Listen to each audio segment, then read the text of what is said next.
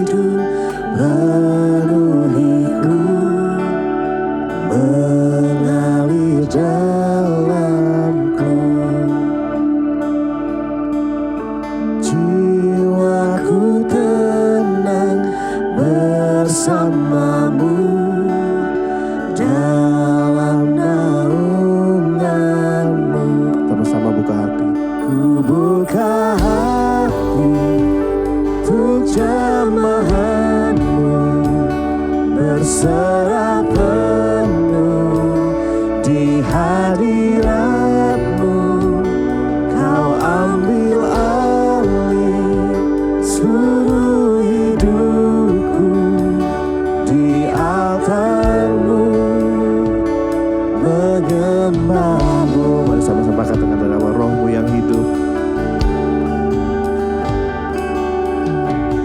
Roh-Mu yang kudus, pulihkanku. Engkaulah damaiku.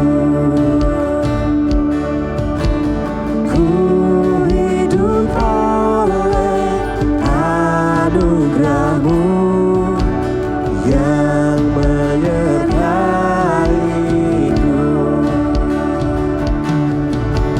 yang menyertaiku.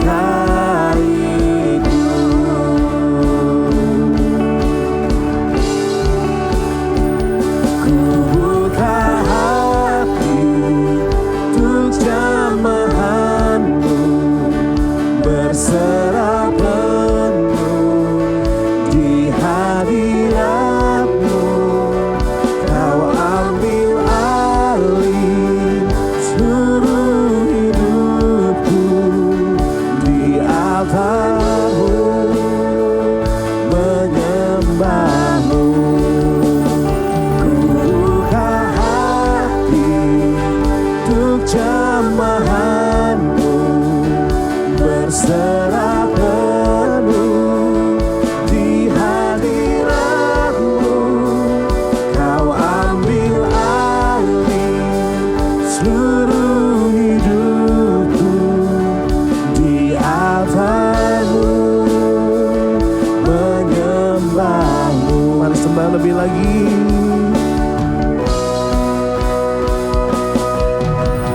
Roh-Mu yang hidup penuhiku, datang urapiku. Ku siap terima. Ku siap terima kuasa-Mu. Hidupku bagimu, Hidupku bagimu. hidupku bagimu.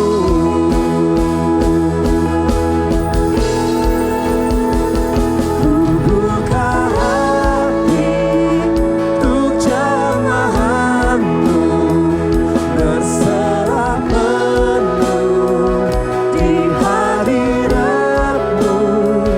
Kau ambil alih seluruh hidupku di altar-Mu, menyembah. Once again sing. Ku buka hati untuk jamahan-Mu, berserah penuh di hadirat-Mu. Kau ambil alih seluruh hidupku di altar-Mu, menyembah-Mu. Di altar-Mu, menyembah-Mu. Di altar-Mu, menyembah-Mu.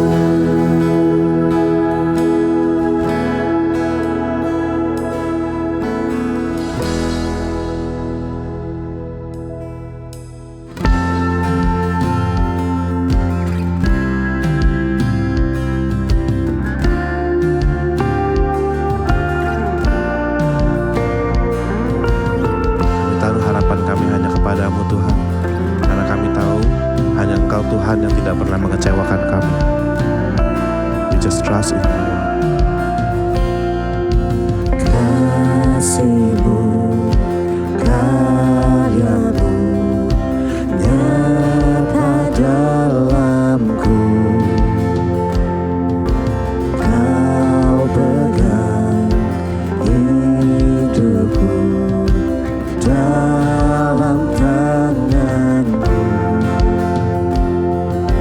Darah-Mu, salib-Mu tebus hidupku.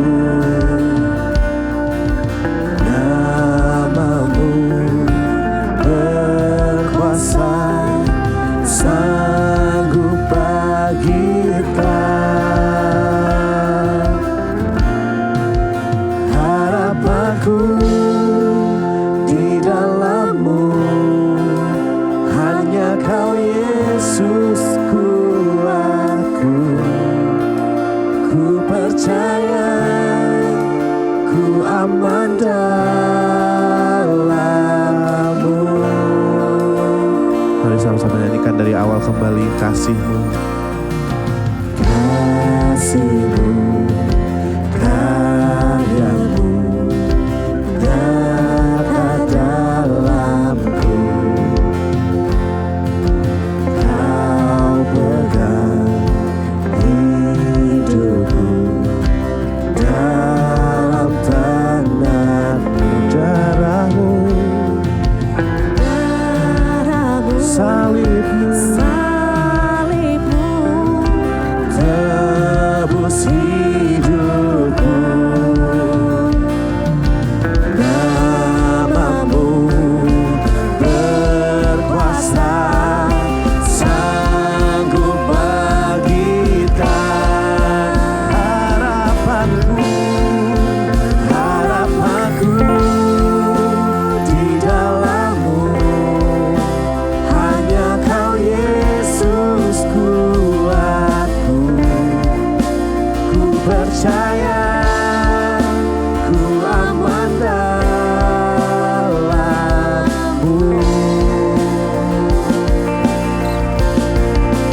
Harapanku di dalam-Mu, hanya Kau Yesus kuatku. Ku percaya, ku aman dalam-Mu.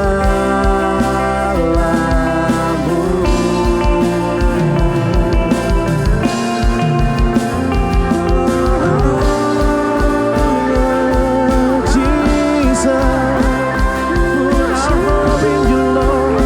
We put our hope in You, Lord. Only You and I can trust, Jesus.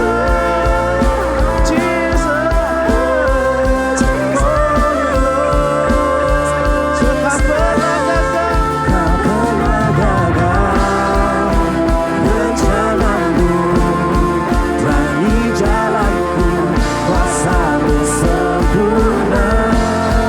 Pengharapanku takkan hilang, setiap masa depanku Kau sediakan.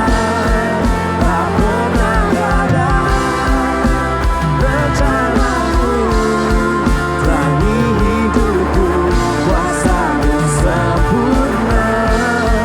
Pengharapanku takkan hilang, setiap masa depanku dalam-Mu. Setiap masa depanku dalam-Mu. Harapanku di dalam-Mu, hanya Kau Yesus kuatku. Ku percaya, ku aman dalam-Mu.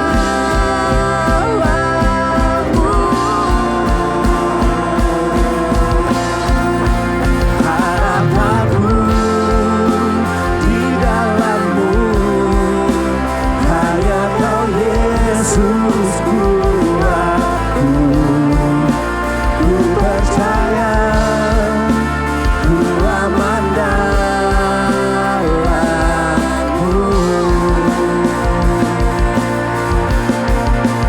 Ku percaya,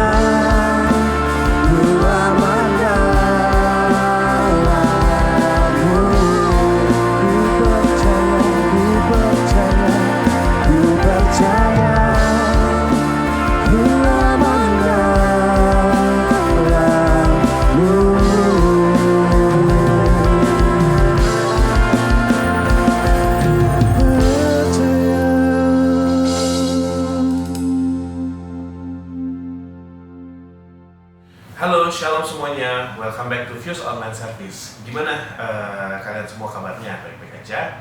I hope that you guys well and also juga healthy ya, yang terutama pentingnya bukan cuma kesehatan fisik tapi juga kesehatan mental supaya tidak perlu healing lagi. Oke. So thank you juga untuk Fuse PW ya yang tadi udah dengan baik membawa kita ke dalam hadirat Tuhan, memuji dan menyembah Tuhan. Thank you, God bless Fuse PW. Makin maju, makin keren. Ya, so hari ini kita akan bakal bahas mengenai satu topik yaitu why must we be planted? Kenapa sih kita mesti planted and planted to where? Oke, sebelum itu kita doa dulu yuk. Ya Tuhan, terima kasih untuk hari ini kalau kami bisa bernafas, bahkan kami masih mengakui Engkau sebagai Tuhan dan Juru Selamat kami. Kami mengucap syukur Tuhan karena gak ada anugerah yang lebih besar daripada itu ya Tuhan. Dan kalau sebentar kami mau belajar, biarkanlah ya Tuhan hati kami menjadi tanah yang gembur, tanah yang subur, ya Tuhan, supaya setiap benih yang Kau tanam di dalam hati kami bisa bertumbuh dan berbuah dan kami bisa menerimanya dengan sukacita. Terima kasih Tuhan, ya dalam nama Tuhan Yesus kami berdoa dan bersyukur. Amin. Oke, so why must we be planted? Pertama, planted to where? Oke, yang hari ini kita akan membahas adalah planted itu di community. Oke, community it's a lot. Oke, definisi komunitas sendiri itu apa sih? Komunitas sendiri adalah individu atau orang-orang yang mempunyai kesamaan karakteristik seperti kesamaan geografi, culture, ras, agama, atau keadaan sosial ekonomi yang setara. Komunitas dapat didefinisikan dari lokasi, ras, etnik, pekerjaan, ketertarikan pada suatu masalah-masalah atau hal yang mempunyai kesamaan. Simpelnya, saya persimpel adalah komunitas adalah sekumpulan individu, sekumpulan orang yang mempunyai keminatan yang sama. Keminatan yang sama itu bisa dipengaruhi oleh segala macam hal, ya tadi dibilang geografi, culture, ras, agama dan segala macam. Nah, karena mempunyai keminatan yang sama, mereka berkumpul menjadi satu komunitas. Oke, that's hari ini yang kita bahas. Of course, aku akan bahas tentang komunitas Kristiani. Oke, bukan komunitas yang lain karena komunitas lain banyak ya. Komunitas itu bukan cuma sekedar komsel gitu, tapi ada komunitas mobil, komunitas hobi, komunitas hiking, olahraga dan segala macam. Tapi spesifiknya yang saya mau tanamkan hari ini adalah komunitas Christianity. Jadi apa? Sesuai dengan definisinya tadi. Jadi komunitas Christianity harusnya apa? Berbasis punya kesamaan yang sama. Jadi kesamaan yang samanya adalah mencintai Yesus Kristus dan mengutamakan Tuhan Yesus di dalam komunitas itu. Oke. Jadi kalau komunitas Kristiani itu harusnya main fokusnya itu adalah Tuhan Yesus. Oke, bukan agendanya, bukan membernya, tapi kesamaannya adalah ingin menyenangkan hati Tuhan, membiarkan Tuhan menjadi Christ center gitu di dalam komunitas itu sendiri. Nah, kira-kira kita harus belajar dong dari Bible. Kira-kira ada nggak sih komunitas yang memang seperti itu? Gitu. Dan tentunya kalau kita ngomong komunitas Christianity ya, of course kita kan mengacu kepada Bible juga gitu. Kenapa sekarang kita melakukan liturgi-liturgi yang sekarang kita lakukan itu sebenarnya kita mengacu kepada apa yang dilakukan orang-orang pada zaman dahulu, oke, yang disampaikan di Alkitab. Ya, kita bahas dari Kisah Para Rasul 2 ayat 41 sampai 47. Oke, saya bacakan. Orang-orang yang menerima perkataan itu dibiri dan dibaptis pada hari itu jumlahnya bertambah-tambah kira-kira 3.000 jiwa. Ini setelah Petrus yang dan teman-temannya dapat mencurah Roh Kudus dan dia berkhotbah itu ya. Jadi ada 3.000 kira-kira.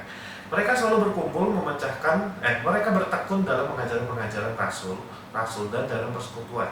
Dan mereka selalu berkumpul untuk memecahkan roti dan berdoa.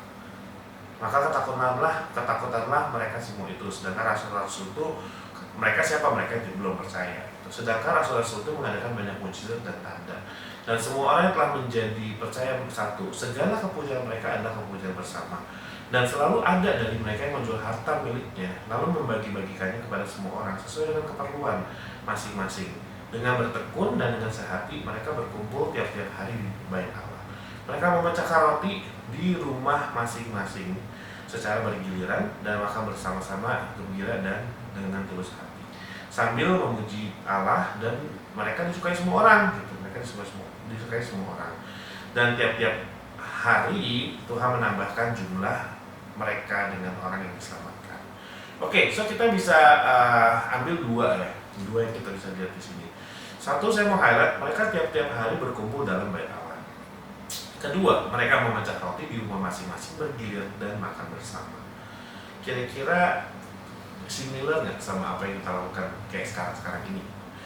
Kita ke Bait Allah, pada zaman itu Bait Allah ya seperti gereja kita, yang gereja building kita itu ya yang setiap hari Minggu.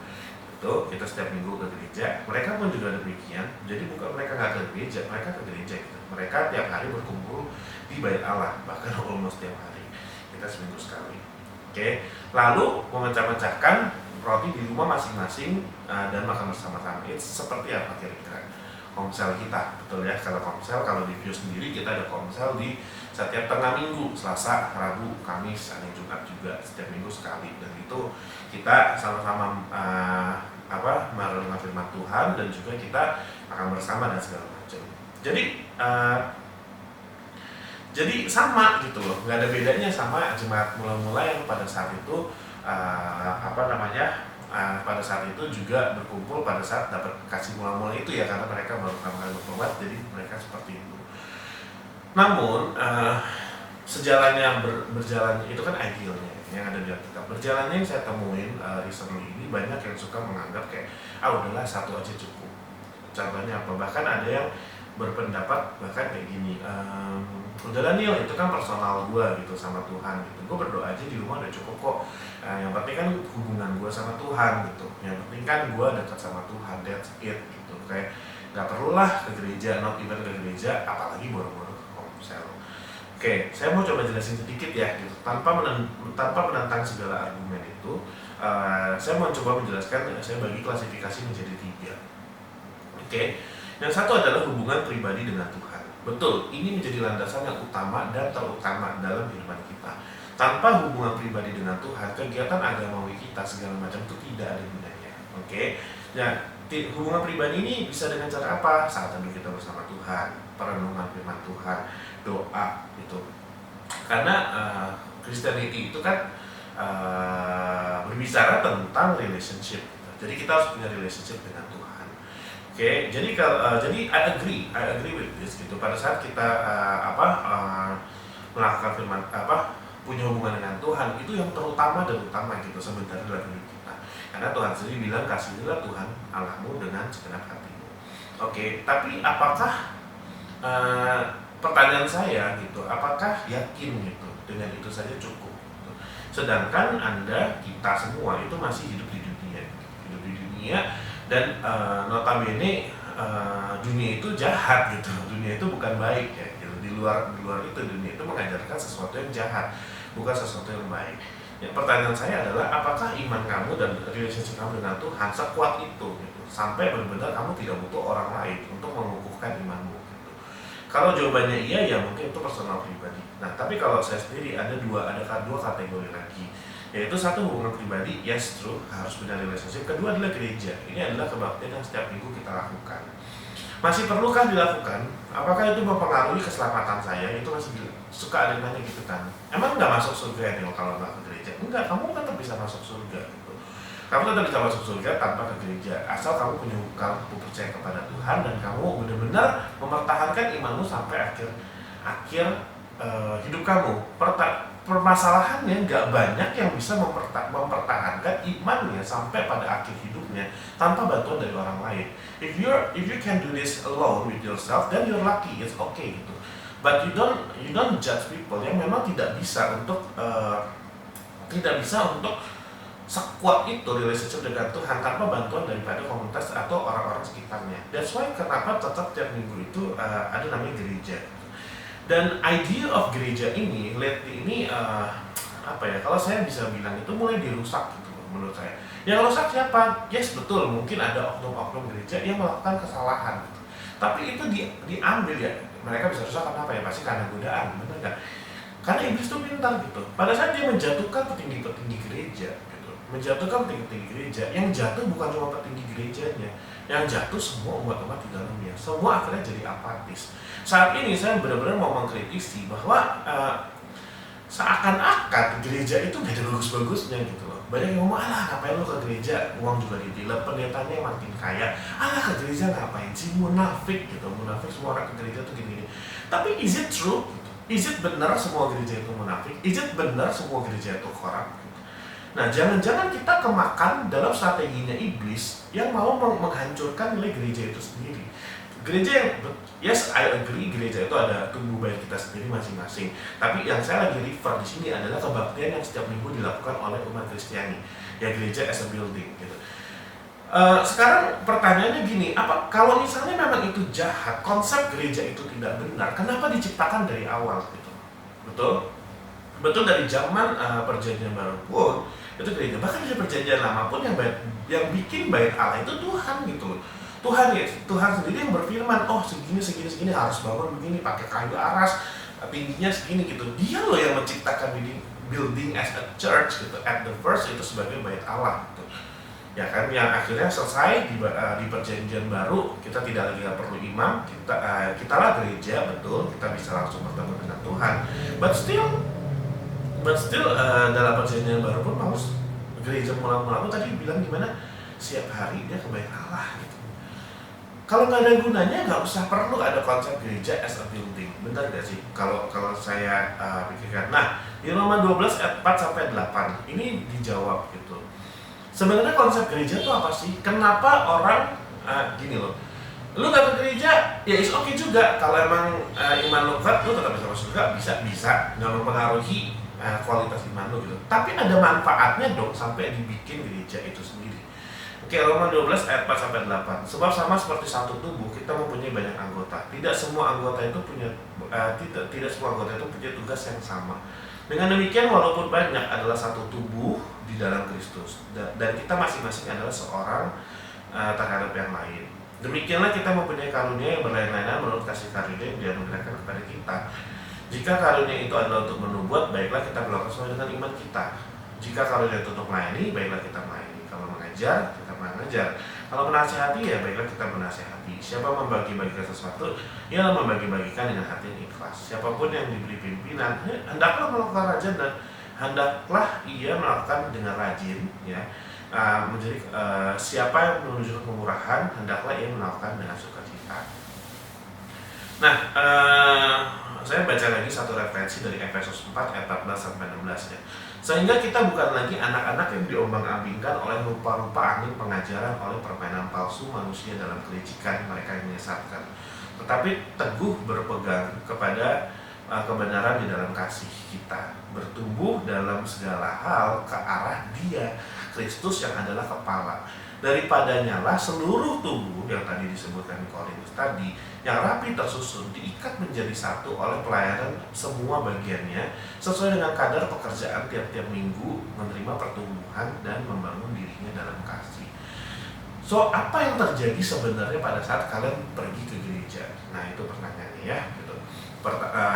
Apa yang membedakan gitu antara kamu berdoa di rumah dengan kamu berdoa di gereja? Berdoa di rumah membangun hubungan kamu pribadi dengan Tuhan, which is good, that's the most important. Tapi di gereja, kita ini cuma anggota tubuh, ya. Kita anggota tubuh. Gitu. Nah, pada saat kita ke gereja, kita berkumpul dengan anggota-anggota tubuh lainnya. Gitu. Pada saat saya ngomong gereja, tidak harus gereja itu 10.000 jemaat atau misalnya 1.000 jemaat atau enggak, mau gereja lu cuma 30, lu berkumpul dengan orang-orang sekitarnya, benar nggak? Dan itu pada saat kalian worship, gitu, pada saat kalian worship dan melakukan penyembahan, kalian melakukan penyembahan sebagai the whole body of Christ, not as a single part of body of Christ lagi gitu, tapi sebagai the whole body of Christ. Nah, pada saat ini yang disenangkan siapa? Saya tanya, bukan kita dong. Gitu. Oh, berarti kalau kita berkumpul, the body of Christ itu kumpul, gitu, terus kita menyembah Tuhan, hadirat Tuhan makin nyata ya gitu. Mungkin benar, mungkin enggak. Berkatnya makin berlipat, mungkin benar, mungkin enggak. Tapi that's not the point. Okay? Pada saat kalian berkumpul dan kalian menyembah Tuhan secara korporat, secara body of Christ yang disediakan itu cuma Tuhan. That's it. Gitu. Just imagine kalau kamu punya anak, ya mungkin berlebihan ya, misalnya kayak 10 atau lu punya anak perusahaan lah, ada departemen marketing, ada departemen segala macam gitu. You have relationship kan masing-masing dengan departemen marketing, HR dan sales dan segala macam. Tapi pada saat mereka gathering gitu, dan dia kayak ya in this case kan kalau Tuhan disembah gitu. Ya lu sebagai pemimpin misalnya lu disembah gitu loh, sama the whole. Ya mereka merasa gak usah disembah lah ya, mungkin kalau di perusahaan lu they celebrate something about you gitu. They celebrate mungkin your birthday gitu, or maybe your apalah lo mungkin dapat tender baru segala macam, they all together and they actually celebrate your thing gitu. Perasaan lo gimana? Seneng nggak kira-kira? Seneng dong harusnya. Nah kita ini part of body of Christ gitu, dan kita berkumpul menjadi satu di gereja apapun itu ya gitu. Sebenarnya Komsel pun bisa dibikin gereja, cuman supaya kita nggak kabur kita ngomong gereja dulu deh konteksnya gitu. Kita worship, itu Tuhan senang gitu loh. Kayak wah ini anak-anak gua berkumpul menjadi satu as a body of Christ, dan dia merasa disenangkan dong dengan hal itu. I think that's the only thing matters gitu loh. Makanya kenapa saudara kok gua ke gereja sih macamnya, because I want to worship Him in corporate, that's it.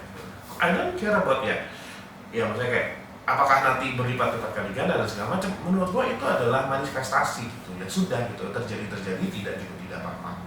Tetapi di sini yang harus kita poin. Makanya kalau ke gereja jangan pikirannya apa yang mau gue dapat di gereja gitu loh. Tapi justru lebih kayak, ayo kita lagi worshiping God yuk together gitu. Because you like to be worship, gitu. Makanya udah, nggak usah pusing gitu loh. Persembahan gue masuk kemana ya? Itu kan kalau persembahan nanti beda lagi ya. Nanti saya ngomong panjang lagi nih. Itu kan sebenarnya kita kasih untuk memperlebar kerajaan surga gitu. Gak ada urusannya mau itu dikorupsi atau apa. Ya itu urusan sama gerejanya ya gitu. Dan ya itu aja sebenarnya kenapa kita harus perlu. Nah kalau gitu udah ke gereja dong, udah cukup dong, selesai gitu. Gue udah punya pribadi, terus gue ke gereja selesai dong gitu. Ngapain ikut Komsel? Padahal hari ini kita membahas why we need to planter to in Komsel.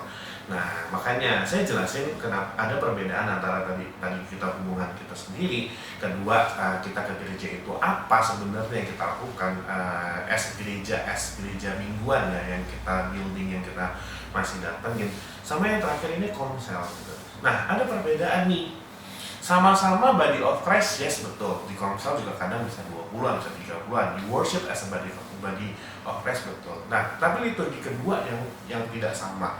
Pada saat kamu di gereja gitu, biasanya gereja itu notabene agak banyak ya gitu, jumlahnya 100, 200 ribu segala macam. You don't interact with other people, benar nggak? Paling cuma ya salam kiri kanan, senyum kiri kanan. You don't even know gitu. Saya ke gereja 8 tahun nggak even tahu itu orang rumahnya di mana gitu. Saya tahu oh ini gereja sini gitu ya. Kenapa? Karena it's too big. My church around 1,000 sekali kebaktian gitu. Tapi setiap kali kayak apa? Nggak mungkin dong gue tahu gitu. Tinggal di mana? Nggak tahu. You don't know. You just kayak datang ya udah gitu. Sermon. True, di gereja lo akan mendapatkan sermon-sermon yang ya orang-orang yang sharing di gereja itu pasti belajar Alkitab gitu ya, dan kita percaya dia ada nih ya, kita dapat sermonnya, oke, good gitu. Tapi we don't have time untuk mempertanyakan itu gitu. We don't have time to questioning about it. Belum pernah saya 33 tahun Kristen, tidak pernah saya ke gereja terus tiba-tiba ada yang angkat tangan, Pak itu maksudnya apa ya Pak? Gak pernah. Never gitu. Selalu ya lu ngerti nggak ngerti lu telan gitu ya, yang kasarnya gitu sebenarnya gitu. Jadi kayak ya mereka berusaha semaksimal mungkin untuk semua orang ngerti, tapi not everyone understand, I believe that. Nah kalau gitu apa nih Komsel fungsinya gitu ya, kenapa udah dari gereja masih ke Komsel lagi? Mungkin saya bisa jawab dengan ini aja lah ya, Matius 22 ayat 34 sampai 40. Hukum yang terutama, orang-orang Farisi kan mendengar Yesus telah membuat orang Saduki itu gelikam. Lalu dia mencobai Tuhan lagi nih. Terus dia bilang, Tuhan apa sih yang terutama dalam hukum Taurat? Dan Yesus bilang apa? Kasihlah Tuhan Allahmu dengan segenap hatimu dan dengan segenap jiwamu dan segenap akal budimu. Ya, itulah hukum yang terutama dan pertama. Sudah kita lakukan? Sudah, dengan cara tadi yang 2 step di awal, benar ya? Kita worship God personally gitu, itu mengasihi Tuhan namanya. Kedua, kita datang ke gereja untuk sembah corporate untuk kepentingan Tuhan. That's also juga untuk kepentingan Tuhan dalam bentuk mengasihi Tuhan. Tapi ada hukum yang kedua nih, yang sama dengan itu, ya equal, ya kasihlah sesama manusia, kasihilah sesamamu manusia seperti dirimu sendiri. Pada kedua hukum inilah tergantung seluruh hukum Taurat dan kitab para nabi. Sekarang pertanyaannya, pada saat kamu worship God di dalam kamar kamu, you have relationship with God, kamu melakukan hukum yang kedua? Tidak, karena kamu hanya melakukan hukum yang pertama. Pada saat kamu di gereja, kamu mengangkat tangan kamu, menyembah dengan secara korporat, ya, memberikan persembahan, mendengarkan firman Tuhan. Apakah kalian melakukan hukum yang kedua? Tidak juga, karena itu berlangsung kepribadian kamu dengan Tuhan. Nah, jadi kapan dong kita melakukan kepribadian yang kedua? Yaitu pada keseharian kita, yang notabene durasinya lebih panjang. Benar, ke gereja cuma seminggu sekali, ya kan? Setiap hari, ya mungkin lu doa berapa sehari, sejam mungkin, ya kan? Sejam dalam sehari. Nah, sisanya itulah lakukan hukum yang kedua. Pada saat kalian bertemu teman kantor, pada saat kalian bertemu dengan orang-orang yang nyebelinnya luar biasa. Nah, makanya kenapa perlu komsel menurut aku gitu? Karena ini apa ya? Ini pendapat saya sendiri ya gitu. Jadi ini kan sharing ya, bisa salah bisa benar. Karena nggak cukup seminggu sekali menurut saya gitu untuk berada di dalam kumpulan-kumpulan orang benar gitu. Kita perlu orang yang menjadi komunitas, yang menjadi second family kita, yang bisa ngingetin kita. Mungkin not every day, tapi you can lean on every day. Contohnya, pada saat saya kan komsel di Fuse ya, itu of course lah, ini kan Fuse ya. Jadi saya di Fuse, anytime I have group right gitu, I have group gitu, grup yang ada di yang isinya orang-orang komsel itu gitu. Dan I believe ya mereka semua udah part of my second family lah gitu. Jadi every day, misalnya I have some difficulty dan segala macam, I can just shout out to that group. Even though gue kayak shout out ke teman gue gitu, bisa kayak teman komsel gue, gimana nih gue lagi stres nih gitu segala macam. That you cannot do in your church, betul nggak? Lo masih tunggulah seminggu lagi gitu loh. Even seminggu lagi lo tunggu kebaktian tuh lo mau cerita sama siapa gitu loh, mau cerita sama siapa gitu. Lu cerita randomly ke 1000 orang yang lu ketemuin, atau lu datengin pastor lu yang probably can, but you need to wait, right? You need to wait. Tapi pada saat lu tertanam di dalam komsel, tertanam di dalam itu, you have your little family, you have your inner circle yang actually be with you guys gitu, like every day basically gitu. Karena dia udah menjadi teman kepada lu. Dan di sini komunitas ini tuh apa ya? Juga sebagai ajang buat kita melatih hukum yang kedua tadi gitu. Pada saat lu orang-orang yang sama-sama percaya sama Tuhan aja gitu, itu mengasah lu loh gitu. Itu nggak yang kayak 100% kayak nggak ada konflik gitu. Enggak, itu menajamkan gitu. Manusia kan Amsal 27 ayat 17 bilang apa? Besi menajamkan besi, orang menajamkan sesamanya. So, lu perlu orang untuk menajamkan lu, benar nggak sih? Jadi ada dua yang gue bilang di komsel itu terjadi, ya, yang terjadi di dalam komsel itu. Kenapa sih kita perlu tertanam? Satu, membimbing kita dalam keseharian kita, menjaga kita untuk tidak melenceng ke kanan dan ke kiri, yaitu support system, ya kan. Pada saat lu depresi, lu cerita. Pada saat lu senang, lu cerita, ya. That's why nggak akan lag behind. Kenapa orang kadang-kadang suka bunuh diri? Gitu? Karena mereka pada saat depresi, mereka nggak ada yang peduli, nggak merasa ada yang peduli. Kenapa orang suka depresi sampai anak generasi Z sekarang sukanya healing terus gitu.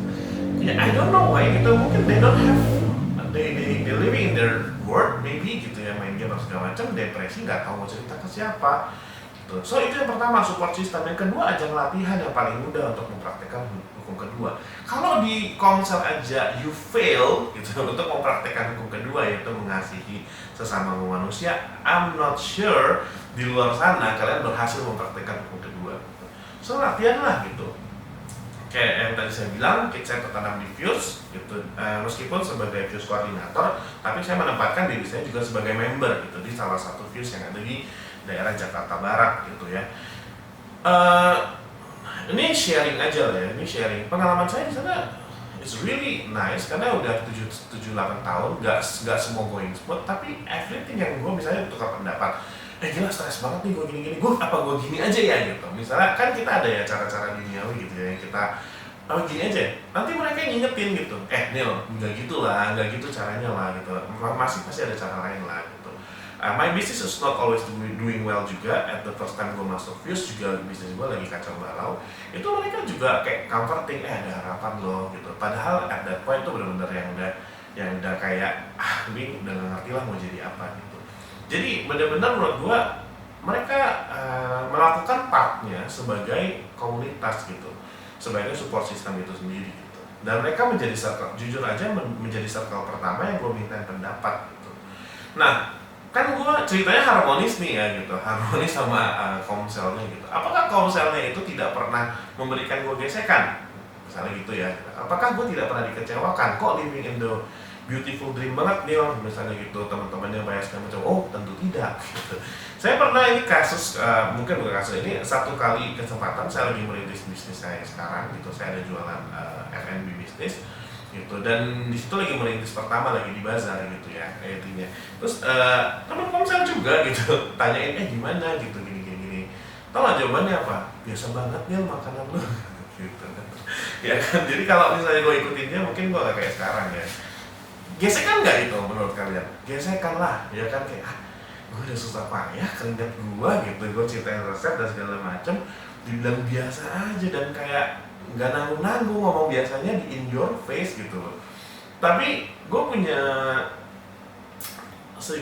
alasan dong buat back off gitu ya nggak sih? Nggak mau komunitasnya nggak mendukung nih katanya support system, tapi balik lagi gitu, kalau lo punya mindset yang seperti itu ya lo nggak akan pernah punya komunitas, ngerti gak sih? Support system yes, tapi tugas mereka nggak comforting lo loh gitu. Ada tugas kedua, yaitu adalah menajamkan sesama manusia gitu loh. Pada saat lo lagi ditajamkan gitu, pada saat lo ditajamkan dan lo memilih give up, I believe you keep hope and hope, ngerti gak sih? Gak cocok ketersinggung dikit gue ngambek gue ke views sana, ke misalnya kalau lain bukan views, ngambek lagi gitu, di sini ada yang menyinggung gue lagi kesana, dan lu keep hope and hope. Makanya gue bilang fungsi komsel itu dua, bukan cuma support system tapi juga menajamkan kamu sebagai manusia. Bisa nggak melakukan hukum yang kedua yang kayak gitu tadi? Percayalah kalau emang bisa, itu jauh lebih mudah gitu menghadapi tantangan di dunia luar itu yang jauh lebih jahat gitu. Oke, gitu. Jadi jangan senang, justru malah menurut aku ya jangan senang kalau punya sistem atau komunitas yang cuman adoring you atau misalnya cuman benar-benar kayak pleasing you, kasih sweet word terus gitu, lu salah juga dibiarin gitu kan. Ya kan kadang gitu kan, ngapain sama anak komsel gak jelas, dikit-dikit bawa Alkitab. Ini kan gue sama teman hangout gue nih, Ajoji, gak pernah nyela gue mau kemana pun juga hidupnya, mau hidup gue kayak apapun juga dia orang support aja gitu kan. Tapi big questionnya, which one leading you to the salvation gitu aja gitu. Which one yang leading you untuk tetap mempertahankan iman lo gitu. Geng senang-senang Anda yang mentolerir segala perbuatan Anda, atau orang yang mungkin terkesan bawel atau menasehati, menajamkan Anda untuk menjadi orang yang lebih baik gitu. Ya jawab sendiri ya, saya kan kalian yang punya teman, saya kan nggak bisa jawab semua salah satu.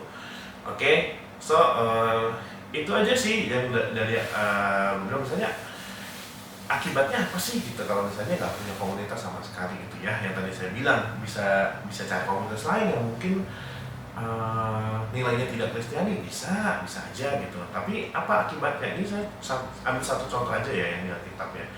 Itu di kisahnya Thomas, itu di Yohanes ayat 20-24 ya. Tetapi Thomas seorang dari ke-12 murid itu yang disebut Didimus tidak bersama-sama dengan mereka ketika Yesus datang ke situ. Maka murid-murid lain itu berkata kepadanya, kami telah melihat Tuhan loh Thomas. Tetapi Thomas bilang apa? Sebelum aku melihat bekas paku di tangannya dan sebelum aku mencucukkan jariku ke dalam bekas paku dan mencucukkan tanganku ke dalam lambungnya, sekali-kali aku tidak akan percaya. Kita stop sampai sini dulu, meskipun kita tahu kisahnya endingnya bahagia karena dia tiba-tiba Tuhan menunjukkan dirinya kepada dia, benar ya? Kenapa dia bisa ada di stage ini gitu? Satu,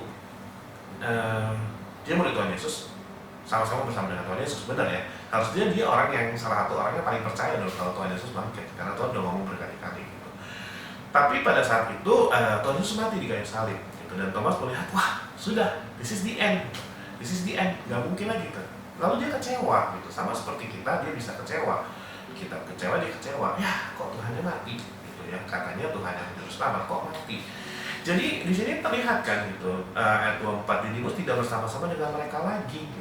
Jadi dia udah gak bersama-sama dengan ke-12 muridnya lagi, karena dia merasa kayak what's no point gitu, no point kok Tuhannya udah mati gitu. Lalu dia menyendiri gitu. Nah pada saat menyendiri, dia omongin kan gitu sama yang lain, ya intinya apa pada saat dia menyendiri apa? Sekali-kali aku tidak akan percaya. Dia udah gak percaya lagi gitu loh. Orang yang bersama-sama dengan Tuhan gitu, yang di dalam komunitas yang benar gitu, bersama-sama dengan Tuhan, tiba-tiba dia kecewa dan dia terlepas dan susah untuk menjadi percaya gitu. Ini bisa terjadi kepada kita ya, untungnya endingnya Tuhan Yesus mau lagi nampakin diri ke Thomas, halo Thomas gitu, dan Thomasnya percaya gitu. Ya kalau enggak gimana? Ya udah nggak percaya dong, ya kan, nggak percaya sama orang gitu.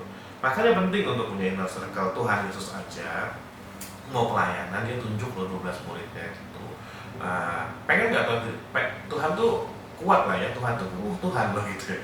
Tapi dia aja pengen loh ditemenin di dalam dunia yang jahat ini, dia pengen loh ditemenin. Contohnya apa? Pada saat di Getsemani Tuhan berdoa, dia bilang apa? Boleh nggak 2-3 dari antara kalian temenin aku gitu, doa gitu. Dia aja merasa butuh companion loh di dunia ini. Ya ujung-ujungnya tidur sih 2-3 orang itunya gitu. Tapi kan Tuhan sendiri berarti juga senang ada temennya gitu. Oke, maka itu yuk kita sama-sama komunitas, karena memang kita dirancang sebenarnya orang Kristen itu memang dirancang untuk berkomunitas gitu, tidak pernah dirancang untuk sendiri. Dan bahkan kata-kata Kristen sendiri itu muncul merepresentkan satu komunitas gitu, yaitu komunitas yang cinta Tuhan. Kisah Para Rasul 11 ayat 26 berkata, mereka tinggal bersama-sama dengan jemaat itu 1 tahun lamanya sambil mengajar orang banyak. Di Antioquia lah murid-murid itu pertama kali disebut Kristen. Ya, jadi itu aja penjelasan saya. Kenapa untuk summarize kita bahas 3 hal. Tadi yang pertama, persekutuan kamu dengan Kristus sendiri adalah relationship kamu dengan Tuhan, itu menjadi fondasi dari segalanya. Kedua, you still need to go to church. Yes, if you want to please your God, to worship as the one body of Christ. If you don't care about it, ya it's up to you gitu ya. Nggak bisa menjudge, nggak bisa apa-apa, itu pilihan kamu. Cuman ada benefit di situ pada saat kamu ke gereja dan menyembah Tuhan secara corporate. Ingat, memang benefitnya bukan buat kamu gitu, benefitnya buat Tuhan, karena Tuhan disenangkan. But if your relationship the person itu bagus sama Tuhan, lu pasti mau dong Tuhan disenangin gitu. Ya, so why not kita pergi ke gereja. Dan yang ketiga yang paling penting yang gua tanamkan di sini, dua ini tidak cukup, harus tetap planted ke komunitas. Kenapa? Karena komunitas ini yang menurut saya menjadi dua fungsi yang tadi kita udah bahas, yaitu adalah menjadi support system kamu, meng-guide kamu supaya kamu nggak salah jalan gitu, dan kayak kamu nggak sendirian gitu untuk ada di dunia ini. Dan yang kedua itu adalah untuk menajamkan sesama kamu gitu, supaya kamu teruji gitu.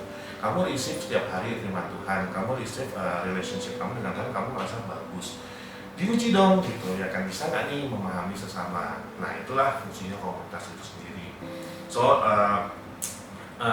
Fuse sendiri punya komsel, yes, but I'm not promoting. Yes, of course I suggesting kalau memang nggak punya, bingung mau kemana segala macam, kontak aja Fuse gitu at the first step gitu. Kita ada di Jakarta dan mungkin even ada beberapa di luar daerah. Kontak aja di Fuse Jakarta Official. Cek lagi di situ mana yang bisa. If you think like, oh sekali 2 kali datang nggak, misalnya kurang cocok, open. Yang penting berkomunitas gitu, yang penting berkomunitas aja, jangan menyerah gitu. Kamu pasti dapat kok. Tapi ingat lagi, punya mindset yang bukan cuma cocok nggak cocok. Cocok tuh apa ya? Lu lihat leadernya mungkin, lihat kayak visionnya dia dibawa kemana komselnya. Orang-orang ini kan nggak semua komsel yang berkedok rohani itu juga sehat ya. Sometimes kan juga ngajarin sesuatu yang enggak misalnya, dan lu choose. Tapi once you decide, okay, this is my home, then start to contribute gitu. Bukan lagi jadi baby yang kayak mau disuapin terus kayak kesinggung dikit keluar, enggak. When you decide you already involved in that community, then start contribute gitu. Jadilah komunitas yang sehat, jadilah benar-benar family. Jadi jangan cuma mengharapkan orang lain menjadi support system kamu gitu, tetapi kamu juga harus menjadi support system bagi orang yang ada di situ. Oke, ya itu aja dari saya. Dan Bapak Tas selalu bilang, show me your friends and I will tell you who you are. Ya itu benar, and that's why kenapa choose your circle wisely aja. Ya, semoga ini bisa diterima dan semoga kita semua, yuk, kalian nggak perlu kok, ajakan saya sih cuma ini sih, kamu nggak perlu kok menjalani dunia yang kejam ini sendirian kok, gitu, sambil menunggu kedatangan Tuhan Yesus atau sambil menunggu kita yang berpulang ke rumah Bapa. You don't need to be alone, okay? You can be part of us, you can be us also our help juga, you can be our support system juga. Oke, so itu aja. Semoga memberkati dan semoga ini membuat kalian juga untuk decide untuk terbuka, gitu, tak peduli mau introvert mau extrovert, dan always be room for you guys untuk di komunitas Kristen. Let's pray. Terima kasih Tuhan untuk hari ini. Kalau kami bisa belajar sesuatu dan kami berdoa supaya teman-teman yang di luar sana juga mengerti arti daripada berkomunitas dan kami juga bisa decide ya Tuhan untuk menjadi part of the community ya Tuhan, dan biarlah dalam kami memilih Engkau yang memberikan yang terbaik supaya kami bisa menemukan komunitas yang tepat yang menjadi second family kami yang tepat. Terima kasih Tuhan, terima kasih. Dalam nama Tuhan Yesus kami berdoa dan bersyukur. Katakan amin. Untuk keterangan lebih lanjutnya silahkan kunjungi di IG kita di Fuse Jakarta Official, atau misalnya jangan lupa di subscribe juga yang Fuse Jakarta Official yang di YouTube ini supaya dapat update juga dari kita. Have a blessed Sunday and God bless you. See you.